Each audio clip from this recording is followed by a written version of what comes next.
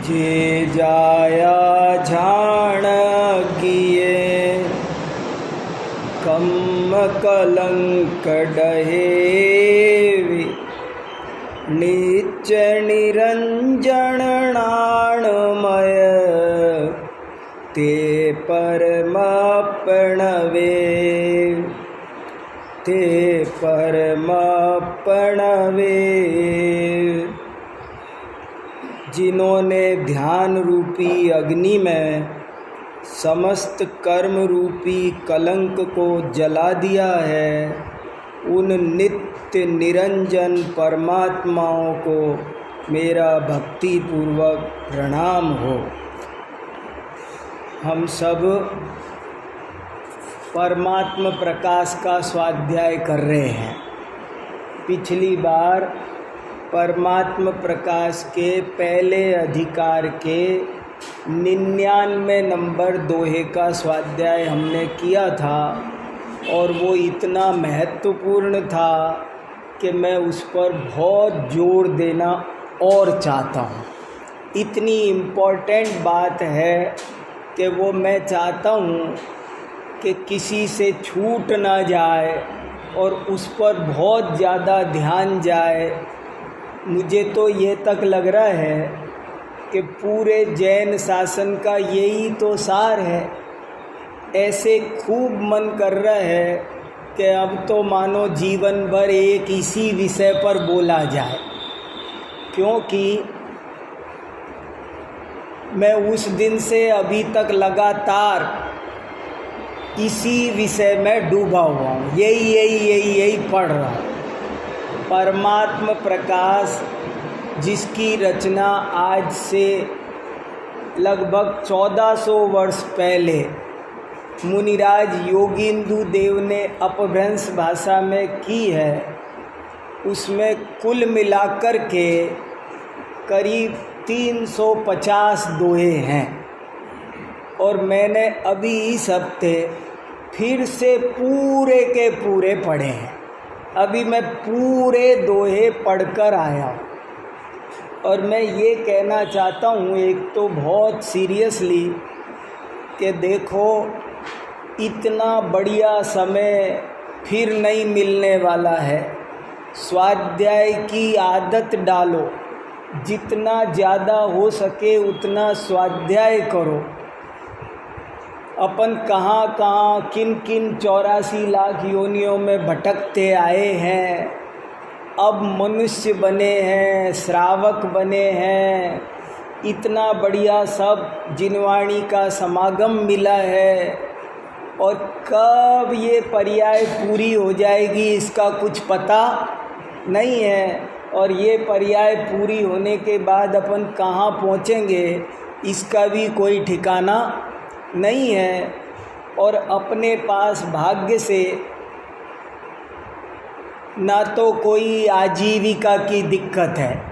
हम आप में से कोई ऐसा आदमी नहीं है कि जिसको गरीबी बहुत सता रही हो। हम में से कोई ऐसा आदमी नहीं है जिसे कोई बहुत प्रतिकूलताएं हो। अपन लोगों को सर्व प्रकार से अनुकूलताएं मिली है। लोग कितनी तरह के झंझटों में हैं, कैसी कैसी विषम परिस्थितियों में जी रहे हैं, मगर हमको और आपको सर्व प्रकार से अनुकूलता मिली है। और ये बिजली की चमक जैसा मनुष्य जन्म है। और इसके बारे में लिखा है कि सौधर में इंद्र और चक्रवर्ती की सारी संपत्ति इकट्ठी करो तो भी इस मनुष्य जीवन का 1 घंटा नहीं मिल सकता। इतना कीमती हमारा ये मनुष्य जीवन है। कितने जीव जंतु देखो, कुत्ते बन रहे, फिर बिल्ली बन रहे, फिर गाय बन रहे, फिर भैंस बन रहे, फिर सड़क पे धक्के, क्या क्या कितने कितने कष्ट। और ये सब वो नहीं, हम आप भी भोग के आए हैं। और जरा सी लापरवाही हुई, ये तत्व ज्ञान के गहरे संस्कार नहीं डले तो फिर से वही हालत होने वाली है, क्या होगा हमारा। इसलिए खूब स्वाध्याय करो। अब किसी चीज़ की चिंता मत करो, किसी इधर उधर की बात में ध्यान मत दो। किस पे ध्यान देना, क्या गोरख धंधे में अपने उपयोग को उलझाना, बारिश हो रही है कि नहीं हो रही है, इस बात में 4 घंटे खराब करने की क्या ज़रूरत है।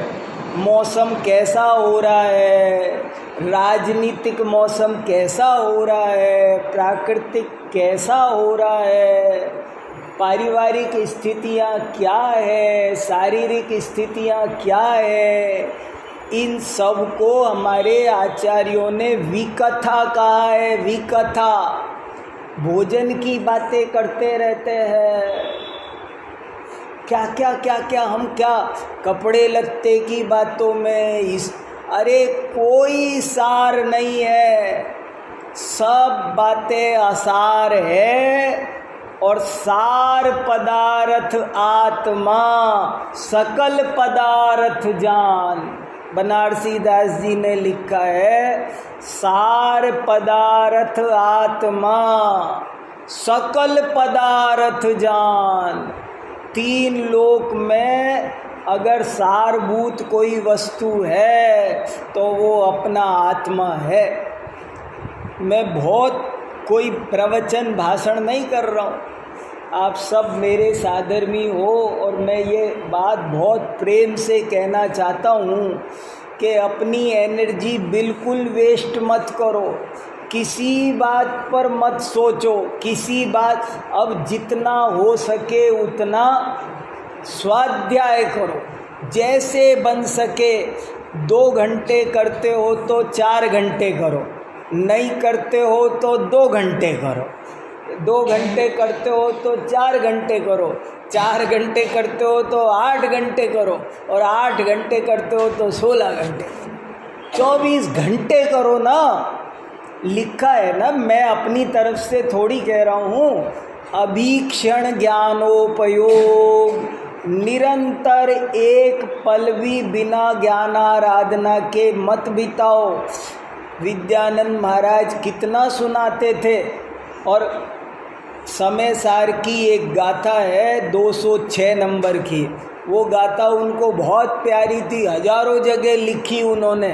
और क्या गाथा लिखी है, एदम मिरदो निच्चम संतुष्टो होदिनिच्च मेदम्मी एदेण होइतित्तो होइदितु उत्तमम सौखम। कि तुम इस ज्ञानाराधना से प्रीति करो, इसी में संतुष्ट हो जाओ और इसी में तृप्त हो जाओ। रोज नियम लो, कुछ भी होने दो, चाहे घर में बेटी की शादी हो, उस दिन भी स्वाध्याय करना है। स्वाध्याय के बिना एक भी दिन छोड़ना नहीं है। निरंतर स्वाध्याय की प्रेरणा हमको मिलनी चाहिए। मैं अभी परमात्म प्रकाश पढ़ रहा हूँ, पूरा पढ़ा है, बार बार पढ़ रहा हूँ, और इतना अमृत झर रहा है, एक एक बातें चित्त में घूम रही है। कितने दोहे सुनाऊं, बहुत सारे दोहे याद हो गए, पाठ कर लिया उनका, सबका गा गा करके पाठ कर लिया, गाया मैंने, सबको गाया। जैसे आप भक्तांबर पाठ पढ़ते हो ना, ऐसे मैंने पूरा परमात्म प्रकाश घर में बैठ के गाया, दोहे गाए। हाँ, वही चित्त में चल रहा है। एक एक अमृत, एक एक वाक्य अमृत है। और ऐसे लिखा है कि तू कहाँ उलझ गया, ऐसे लिखा है, तू कहाँ उलझ गया। मंदिर, मूर्ति, पूजा पाठ, तीर्थ यात्रा, व्रत, उपवास, पीछी, कमंडल, चेला चेली, आश्रम, इन सब में तूने अपने को, अपनी आत्मा को ठगा लिया। बताओ ये क्या कहा? ये नहीं कहा कि तू पत्नी में, बच्चे में, रुपए में, गाड़ी में, दुकान में, हम इनमें उलझे हैं। हम तो अभी इनमें उलझे हैं। और वो कह रहे हैं तू पीछी कमंडल में उलझ गया, तू अपने शिष्यों में उलझ गया। लो, वो तो इसमें भी उलझना मानते हैं और बोले तू शास्त्रों में उलझ गया, तू पंडिताई में उलझ गया। अब व्याकरण पढ़ूंगा, अब ज्योतिष पढ़ूंगा, अब 3 लोक का वर्णन पढ़ूंगा। अरे सारे शास्त्रों का सार है आत्मज्ञान। तू आत्मा को जान। 3 लोक में आत्मा से सुंदर वस्तु कोई नहीं। ऐसे लिखा है 2 अध्याय के 77 नंबर के दोहे में कि आत्मा मणि के समान है और 3 लोक कांच के समान है। हीरा कोई है तो वो ये है। जगह जगह लिखा है। जैसे समय सार की तीसरी गाथा एक मुझे बहुत पसंद है। एयत निश्चय गदो समो संवत्त सुंदरो लोगे बंद कहा एयत्ते तेण विसंवादिनी होगी। 3 लोक में सबसे सुंदर एक अपना आत्मा है। कितनी बड़ी बात, पता नहीं क्या है, बाहर उपयोग है। इन्होंने नाम दिया कि जो अज्ञानी मूढ़ है उसका नाम दिया बहिरात्मा। वो बहिरात्मा है। अरे अनादि काल से तुम्हारी बाहर नज़र पड़ी हुई है, तुम बहिरात्मा बने हुए हो और अपने घर को देख बावरे सुख का जहाँ खजाना रे। ये अंदर में सुख का भंडार भरा है। हमको अपनी महिमा नहीं पता, अपनी कीमत नहीं पता। हमने अपने को दर दर का भिखारी बना रखा, पामर बना रखा। ये बात जगह जगह सैकड़ों जगह लिखी है, कितनी जगह लिखी है। और केवल जैन शास्त्रों में नहीं लिखी। एक आत्मा को जानने की बात तो हमारे सब तीर्थंकरों ने इतनी जोर से की इस धरती पर। सारे तीर्थंकरों ने समोसरण में जितनी भी दिव्य ध्वनि खिरी, सारे आचार्यों की, सारे शास्त्रों की, तो पूरे विश्व में इतना तहलका मच गया कि विश्व का कोई धर्म दर्शन ऐसा नहीं है जो आत्मा को जानने की बात नहीं कहता हो।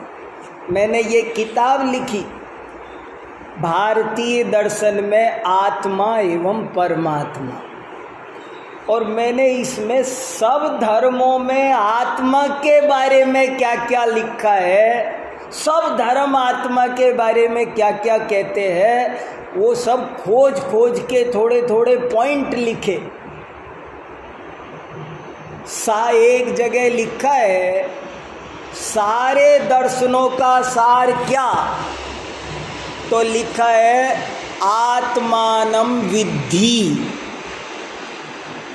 प्रश्न आया उपनिषदों में, उपनिषद हैं, पहले वेद, उपनिषद, ब्राह्मण, आरण्यक, हमारे भारत में बेशुमार साहित्य है। तो पूछा सब दर्शनों का, सारे उपदेशों का सार बताओ। तो एक छोटा सा शब्द बोला, क्या? आत्मानं विद्धि। जाओ, आत्मानं विद्धि। आत्मानं माने आत्मा को, विद्धि माने जानो। बस। कोई कहे हमको ये, कभी कभी आपने सुना होगा ना, अब मैं इनसे निवेदन करता हूँ कि 2 शब्द कहें। आपने क्या सुना? 2 शब्द कहें। कहता कोई नहीं है 2 शब्द। ऐसे कहते हैं ना, जैसे आप मेरे से कहो गोष्ठी हो रही हो और आपको वीर सागर जी 2 शब्द कहेंगे, फिर मैं क्या करता हूँ, माइक पकड़ के याद और वो जो 2 शब्द कहने चाहिए वो नहीं कहता हूँ। 2 शब्द कहो का मतलब क्या, कि जब अब आज के बाद आपको कोई खड़ा करे ना कहीं कि 2 शब्द कहो, तो मैं आज आपको तरीका सिखा रहा हूँ। बोलना आत्मानं विद्धि, 2 शब्द कहो। विद्धि माने जानो, विद धातु से विद माने जानना, विद माने आत्मानं विद्धि, आत्मा को जानो, ये 2 शब्द है। मूल बात यही है। मरते दम बेटा पूछे तो क्या कहना है, कहीं जा रहे हो, विदा हो रहे हो, हम विदेश जा रहे, बच्चे विदा कर रहे, अब विदा कर रहे, कोई क्या बोलना है, बोलना क्या है, नहीं बता। नहीं, आपको हमको थोड़ा अटपटा लग सकता है, कोई सोचेगा कैसी है व्यावहारिक बातें हैं, लेकिन इसके अलावा क्या कहने की बात क्या है बताओ, और बात क्या है जो कही जाए। एक ही बात कहने की है, आत्मा को जानो। मैंने बाइबल भी पढ़ी है पूरी, बाइबल में लिखा है, मैंने एक लेख लिखा है, जैन धर्म और ईसाई धर्म का तुलनात्मक अध्ययन, 5-6 पेज का है। बाइबल जब पढ़ी तब लिख दिया मैंने, पूरी बाइबल पढ़ी और सोचा अब इसको जैन धर्म से कंपेयर करके देखते हैं तो उसमें क्या क्या बातें मिली, तो मैंने उसको लेख लिखा। बाइबल में लिखा है, यदि तुमने अपनी आत्मा को नहीं जाना और 3 लोक भी प्राप्त कर लिया तो उससे क्या, तुम तो कंगाल के कंगाल रहे, ऐसा लिखा है। यदि तुमने, और बाइबल का सार लिखा है, नो दाई सेल्फ। बाइबल में 6-7 दफे ये वाक्य आता है, सर्व उपदेशों का सार है नो दाई सेल्फ, अपने को पहचानो। देखो, सारी समस्या की जड़ है आत्मभ्रांति। एक ही गलती है, हमने क्या गलती की प्रवीण जी भाई साहब, बताओ हमने क्या गलती की। हमने एक ही गलती की है कि हम अपने को भूल गए, इसलिए सॉल्यूशन भी एक ही है, आत्मज्ञान। एक दोहा लिखा है श्रीमद् रायचंद्र ने, आत्मभ्रांति सम रोग नहीं, सद्गुरु वैद्य सुजान, गुरु आज्ञा सम पथ्य नहीं, औषध विचार ध्यान। आत्मभ्रांति से बड़ा कोई आप कोई पूजा पाठ कुछ कर लो, आपको उसमें क्या मिलेगा, मैं भ्रम्यो अपन पो विसरी आप। हम 84 लाख योनियों में 4 गतियों में क्यों भटके, क्या लिखा है, हमारे पास पैसे नहीं थे इसलिए भटके, ऐसे लिखा है। मैं क्यों भटका, मैं भ्रम्यो अपन पो विसरी आप, मैं अपने आप को भूल कर भटका। इसलिए ये एक बहुत गहरी बात है। हम है ना सब चीज़ की कद्र करते हैं, सबकी ओर हमारा ध्यान जाता है, पर अपनी आत्मा की ओर 24 घंटे आत्मा की बात करो, ऐसा लिखा है इष्टोपदेश में, समाधि तंत्र में। कि हमेशा एक आत्मा तत्प्रष्टव्यम तदेष्टव्यम तद्द्रष्टव्यम मुमुक्षुभि। अगर तुम सुख चाहते हो तो एक आत्मा की बात करो, उसी को जानो, उसी की चर्चा करो और किसी बात की चर्चा मत करो। इतना साफ साफ इंस्ट्रक्शन है। सब चीज़ों की महिमा आती है। वो दृष्टांत कितना अच्छा है। एक आदमी लंदन घूमने गया और वहाँ जाके उसने पूछा कि यहाँ देखने की सबसे अच्छी चीज़ क्या है, मुझे देखने घूमने आया हूँ। तो किसी ने कहा कि महारानी विक्टोरिया का म्यूजियम देख के जाना, उसमें कोहिनूर हीरा रखा है, 105 ग्राम का है, वैसा हीरा कहीं नहीं मिलता, यहाँ आए हो तो वो ज़रूर देखना। तो उसने देखा। देखने के बाद उससे पूछा गया कि कैसा लगा, तो उसने कहा बताऊं क्या? बोले हाँ बताओ। बोले एक बात समझ में नहीं आ रही, मैं ये सोच रहा हूँ कि वो हीरा ज़्यादा महिमाशाली है कि मैंने जिन आँखों से हीरा देखा वो ज़्यादा महिमावान है।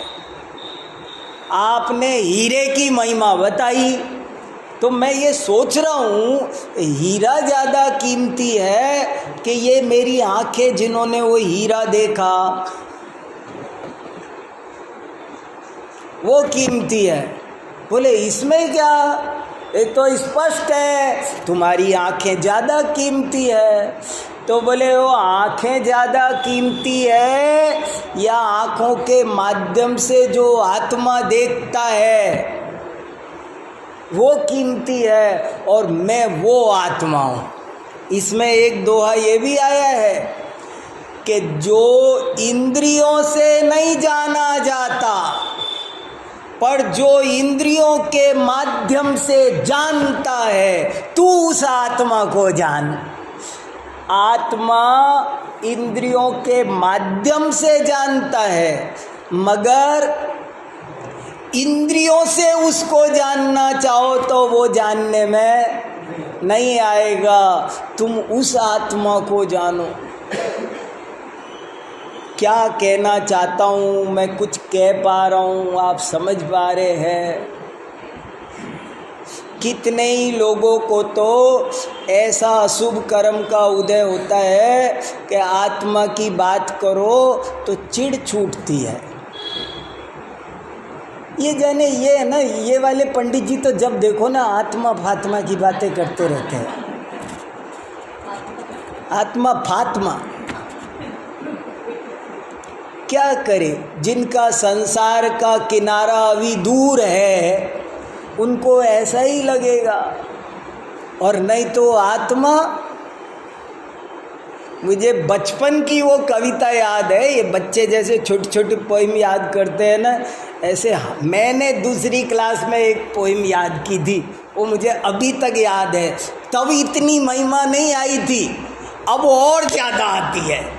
दूसरी क्लास में एक पोइम याद की तो याद कर ली, टीचर ने याद कराई तो कर ली, और उसका मीनिंग जितना समझ में आया आ गया। अब तो उल्टी कमज़ोर लगनी चाहिए थी दूसरी क्लास की पोइम, लेकिन अब बहुत हैवी लगती है। वो क्या, एक चिड़िया के बच्चे चार, हम एक्शन करते थे ऐसे, हमें टीचर एक्शन सिखाते थे। एक चिड़िया के बच्चे चार, घर से निकले पंख पसार, पूरब से पश्चिम को आए, उत्तर से दक्षिण को आए, घूम घाम कर घर को आए, माता को फिर वचन सुनाए, देख लिया हमने जग सारा, अपना घर है सबसे प्यारा। बता क्या क्या पोइम सिखाई थी है? क्या अपना घर है, देख लिया हमने जग सारा। एक चिड़िया के बच्चों को ऐसा लग रहा है।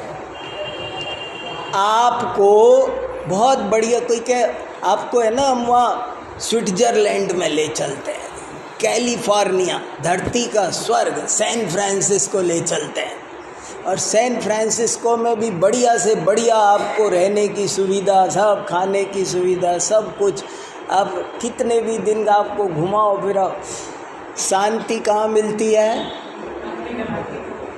जब लौट के घर आ जाते हैं ना, एलटीसी पर एलटीसी पर जाते हैं, बढ़िया से बढ़िया किराया सरकार देती है, सब करती है, हम जाते हैं, घूमते हैं, फिर घर आके कैसा लगता है? हाँ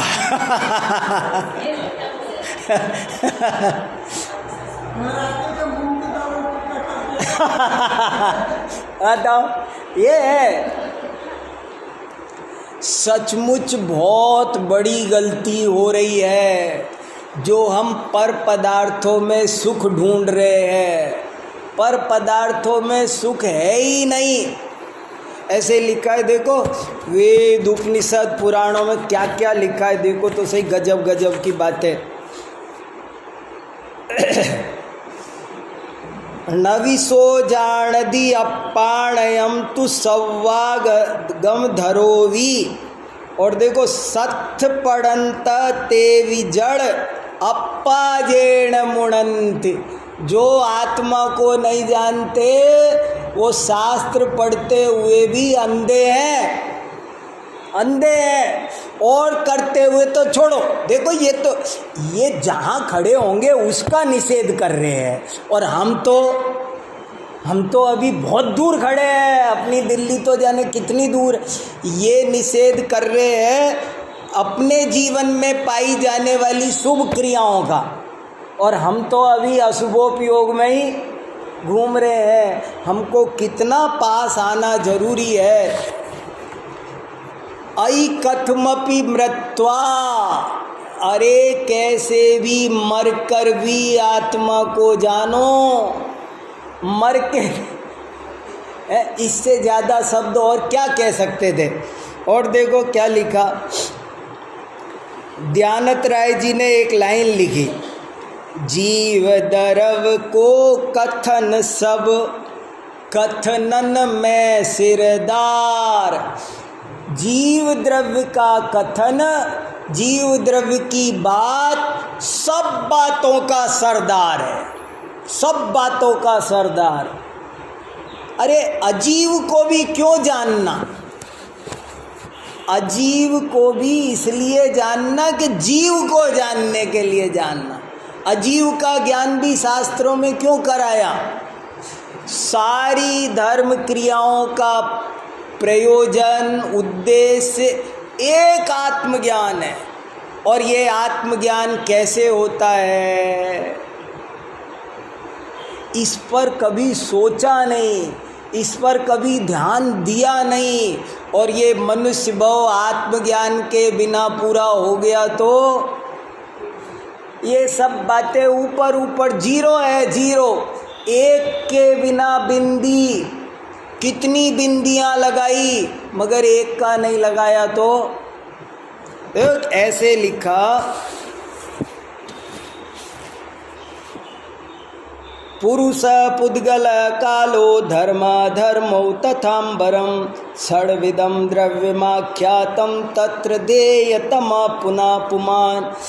आपको 6 द्रव्य सिखाए, जीव, पुद्गल, धर्म, अधर्म, आकाश, काल, परंतु इन सब का प्रयोजन, इनमें ध्येय एक जीव द्रव्य है।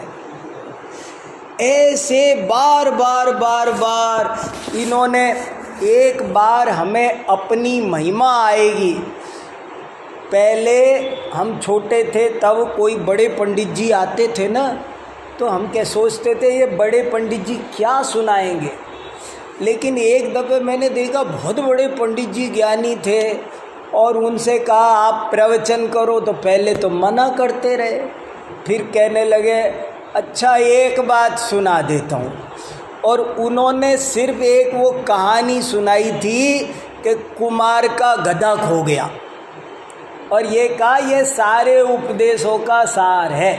हम बच्चे थे और छोटी कहानी में आज समझ में आता है कि वो तो सब कह गए। सुनी है ना, बड़ी अच्छी कहानी है। एक कुमार का, फिर सुनो, कितनी बार सुनो, कितनी बार मैं सुनाता हूँ, कितना मुझे इसमें आनंद आता है, कितना इसमें रस है, और इसमें सारा सार भरा है। आप सोचना इस पर, हल्की कहानी नहीं है, मेरी तेरी लिखी हुई नहीं है, हमारे आचार्यों की मूल आगम में मिलती हुई कहानी है।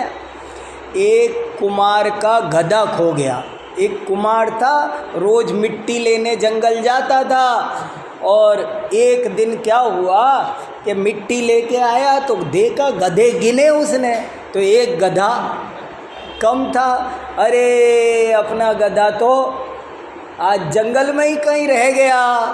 तो वो उस गधे को ढूंढने के लिए दिन भर गधा ले लाके जब शाम को बांधे उसने, तो देखा, अब शाम को वो ढूंढने गया तो रात सी हो गई, अंधेरा सा हो आया, और वो कहाँ ढूंढे, मगर ढूंढता फिर रहा था गधा। गधा उसकी तो प्रॉपर्टी थी, आपको जैसे कार प्रॉपर्टी लगती है ना, उसकी तो BMW वही थी। तो वो सोच रहे मेरा गधा कहाँ गया। अब वो ढूंढता फिर रहा है, ढूंढता फिर रहा है, आखिरकार अंधेरे में कुछ दिखा नहीं, और एक शेर बैठा था, तो शेर पे ही हाथ मारा। यहाँ बैठा है तू, लात मारी उसके, मैं तुझे कब से। शेर भी डर गया, मुझे मारने वाला कोई कौन आ गया, मेरे से तो सारी दुनिया डरती है, और ये मुझको लात मार रहा है। तो शेर हमला करने की बजाय वैसे ही डर गया, मन के हारे हार है। शेर ने सोचा ये ज़्यादा ताकतवर है, उसका कान मरोड़ा, मारा एक हाथ से एक लात से। यहाँ बैठा है पागल मूर्ख गधे, मैंने को परेशान कर दिया तूने, साथ नहीं चल सकता था, चल उठ। उसको कान पकड़ के उठाया और ले जाके वहीं गधों के बीच में बांध दिया। अब जब सुबह हुई तो उसने देखा कि ये गधों के बीच में जिसको मैंने बांधा है रात को, ये तो वो मेरा गधा नहीं है, ये तो कोई अलग जानवर है। वो पहचानता नहीं था शेर वेर है, सोचा ये तो कोई अलग जानवर है। पर अब कोई बात नहीं, अब क्या करें, मेरा भी तो गधा खोया है, उसकी जगह दूसरा सही, रिप्लेसमेंट सही, मुझे तो काम ही तो चलाना है। बहुत से लोग चप्पल खो जाए अपनी तो दूसरे की पहन जाते, आप मत करना ऐसे कभी। तो बोले मेरा खोया है, अब ये दूसरा मिला, कोई बात नहीं, मेरा क्या। तो उसने बांध दिया और रोज गधों के साथ उसको जंगल ले जाता, वही घास, सूखी घास खिलाता और उस पर मिट्टी ढोता। और शेर भी इसी में मगन हो गया, शेर भी इसी में, शेर को भी आदत पड़ गई, घास खा लेता था, उन्हीं के बीच में दुम हिलाता पड़ा रहता था, मिट्टी ढोता रहता था। दिन बीत रहे थे, एक दिन काल लब्धि आई और बगल में जंगल के पास से जो पहाड़ी थी ऊपर, वहाँ से एक शेर उस पहाड़ी पर चढ़ के आ गया और वो कुमार के घर में झुंड में, गधों के झुंड में देखने लगा।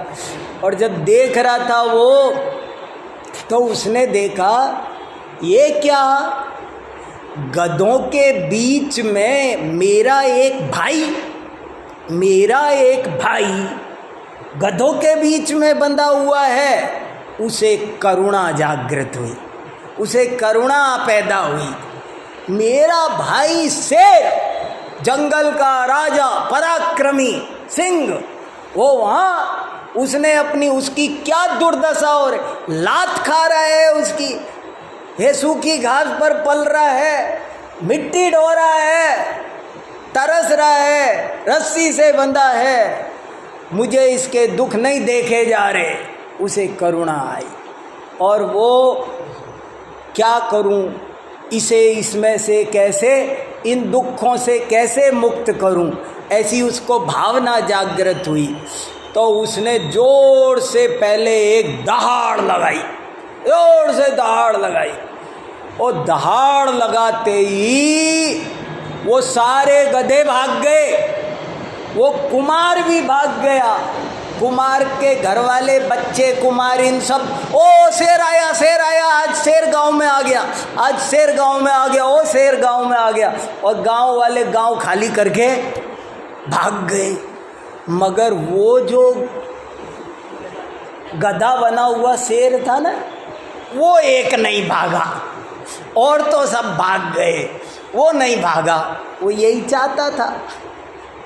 तो वो जब नहीं भागा तो वो उसके पास गया और उससे कहा, ये तुमने अपनी क्या हालत बना रखी है, ये तुमने क्या हालत बना रखी है। तो बोला, क्यों, क्या बना रखी है? अच्छे आनंद से तो जी रहा हूँ, बढ़िया मज़े है। वो मज़े मान रहा है, मज़े तो है। अरे बोले, ये क्या कर रखा है, तुम शेर हो और गधे बने। बोले, शेर तो तुम हो, मैं तो गधा ही हूँ। वो क्या कह रहा है, शेर तो तुम हो, मैं तो गधा ही हूँ, मैं गधों के साथ रहता हूँ, गधा ही तो हूँ, मैं मिट्टी ढोना मेरा काम, मैं गधा हूँ, घास खाना मेरा काम, कुमार मेरा मालिक है, मिट्टी ढोना मेरा काम। अरे बोले, नहीं, तेरा काम मिट्टी ढोना नहीं है, तू जंगल का राजा है, जंगल के राजा तो तुम हो। और सारी बात ऐसे करे। वो सोचे कैसे करूं, इसको कैसे समझाऊं। तो बोले, ऐसा करो, तुम मेरे साथ आओ। उसको और साथ में लिया और पास में एक जगह पानी भरा था। तो बोले, तुमने सारे गधों की शक्ल देखी है?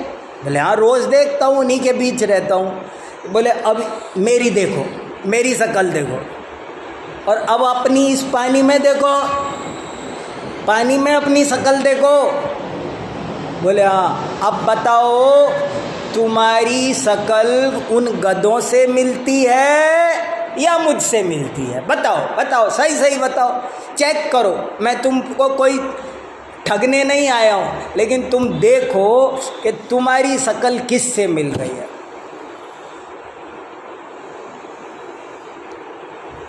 हैं, शक्ल तो मेरी आपसे मिल रही है, शक्ल तो मेरी गधों से नहीं मिल रही। बस तो स्वीकार करो कि तुम गधे नहीं हो, तुम सिंह हो। हैं, पर मैं कैसे शेर हो सकता हूँ? फिर डाउट हो गया। तो बोले, ऐसा करो, तुमने गधों की आवाज़ सुनी है कैसे रेंगते हैं? हाँ, सुनी है। मेरी सुनी है? देखो मैं दहाड़ता हूँ, देखो मैं, उसने दहाड़ के। अब तुम दहाड़ो, अब बताओ तुम्हारी आवाज़ किससे मिलती है? बोले, आवाज़ भी मेरी तो आपसे मिलती है। अच्छा, ओ, इसका मतलब मैं तो आप जैसा हूँ, मैं सिंह हूँ, मैं गधा नहीं हूँ। अब बताओ, दोबारा गधों में बंधेगा? अब मिट्टी ढोएगा? यही हाल हमारा हो रहा है। हम अपने को नहीं जानते, अपने को नहीं पहचानते। 3 लोग तराजू के एक पलड़े में रखो और दूसरे पलड़े में एक अपना आत्मा रखो, तो कौन भारी है? जचती है ये बात? ये बात जच जाए तो समझना काल लब्धि आई, तो समय आया निकट। और यही बात सारी जिनवाणी का सार है। पूरे परमात्म प्रकाश में बार बार यही लिखा है, घुमा फिरा के सब तरह से। तुमने व्रत किया, बहुत अच्छी बात, आत्मा जाना तो आज व्रत इसलिए किया था कि आत्मा जानो, और आत्मा को तो जाना नहीं, तो व्रत करके क्या किया? तुमने जो कुछ करना, तुम तीर्थ यात्रा पर गए, आत्मा को जानने के लिए गए थे ना। यहाँ पर टाइम नहीं मिलता था इसलिए वहाँ गए, लेकिन वहाँ जाके भी आत्मा नहीं जाना तो पिकनिक मना के आ गए। तो ये एक बहुत गहरी बात है, इसकी ओर हम सबका ध्यान जाना चाहिए। और वो तब जाता है जब तीव्र रुचि हो। रुचि तीव्र चाहिए, अभी तो रुचि तीव्र नहीं है, अभी आत्मा की बात में हमारा ज़्यादा मन लगता नहीं है। हमको और कोई बातें करो ना, तो हम चाहे 2 दिन से थके हों, 3 दिन से थके हों, और राग रंग की शादी ब्याह की बातें हो रही हो ना, तो हम बड़े मज़े से सुनते हैं। उनके यहाँ क्या आया, उनके यहाँ क्या गया, उनकी बहू कैसी है, बारात में क्या बना था, इन बातों में हमको कभी भी थकान नहीं होती। और आत्मा की बात होने लगे तो हमें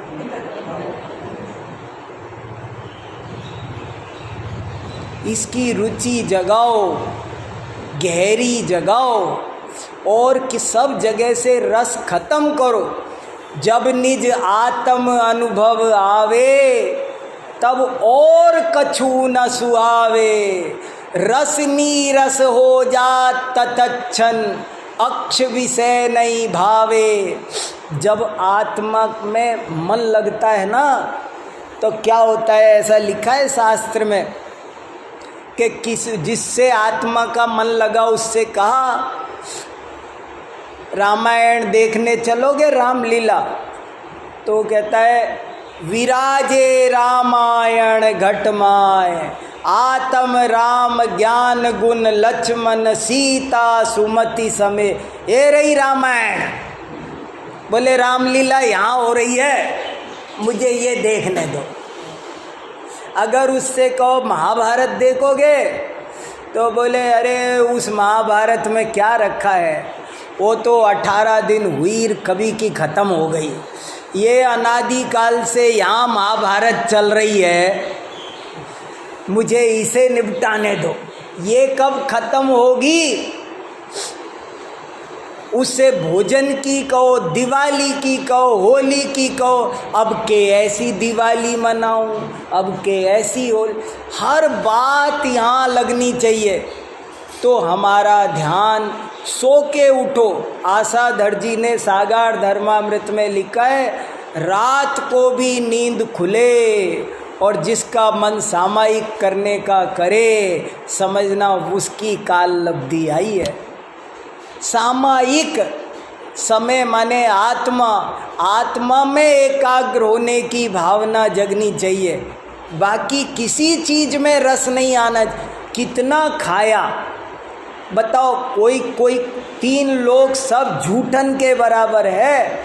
भवन में जीवर घूम चुका, अब घूमने में, खाने में, पहनने में, सब जगह से जिसका रस मिटे उसे आत्मा का दर्शन हो सकता है, वरना आत्मा का दर्शन नहीं हो सकता। ऐसी ये एक बहुत महत्वपूर्ण बात है। आप परमात्म प्रकाश पढ़ना तो आपको और बहुत कुछ समझ में आएगा। सरल ग्रंथ है, मैं ज़्यादा क्या कहूँ, 2-3 बातें भाई साहब केसी जैन साहब ने कही है, उन पर भी आप सबको मन लगा के ध्यान देना चाहिए। देखो, अभिषेक प्रक्षाल की बात कही, सो मैं क्या बोलूं। कई जगह तो ऐसी अभिषेक प्रक्षाल के नाम पर ही भीड़ पड़ रही है, उनको और कुछ नहीं आता।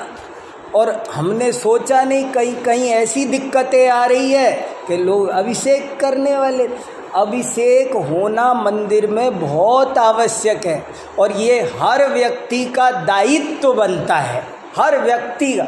अपन को जो गंधोदक लेने की प्रेरणा दे रखी है ना हमारे बड़े बूढ़ों ने, कि मंदिर आओ तो गंधोदक लो। क्यों? इसलिए कि आप आके ये देख सको कि अभिषेक हुआ है कि नहीं हुआ, प्रक्षाल हुआ है कि नहीं हुआ। और यदि प्रक्षाल नहीं हुआ है, गंधोदक नहीं है, तो आपकी ड्यूटी है तुरंत कपड़े बदलो और प्रक्षाल करो। प्रक्षाल होना बहुत जरूर। हम सब चीज़ों की साफ सफाई करते हैं। 3 लोक के नाथ जिनेंद्र देव, पद्म पुराण में तो यहाँ तक लिखा है, पद्म पुराण का एक श्लोक मुझे बहुत पसंद है। अभिषेकम जिनेन्द्राणाम कृत्वा यत्रोपजायते, अभिषेकम अवाप्नोति यत्र यत्रोपजायते। कि जो जिनेंद्र देव का अभिषेक करते हैं वे जहाँ भी जाएं दुनिया उनका अभिषेक करती है, ऐसा लिखा है। दुनिया उनका अभिषेक करती है। इसलिए अभिषेक करने से बहुत लाभ है, नाना प्रकार के लाभ है। बहुत स्वास्थ्य की दृष्टि से, शारीरिक, मानसिक, आध्यात्मिक स्वास्थ्य की दृष्टि से भी ये सब चीज़ें बहुत ज़रूरी है। अपने धर्म संस्कृति को बचाने के लिए भी ये चीज़ें बहुत ज़रूरी है। तो रोज़ ना बन सके तो हफ्ते में 1 दिन करो, कभी तो करो, लेकिन अभिषेक भी हमारे जीवन का अंग ज़रूर से ज़रूर होना चाहिए। मैं इस पे अभी और ज़्यादा क्या कहूँ, आप सब संकेत में समझोगे। और विशेष चर्चा अभी अपन जब 10 लक्षण में होगी तब करेंगे। चलो।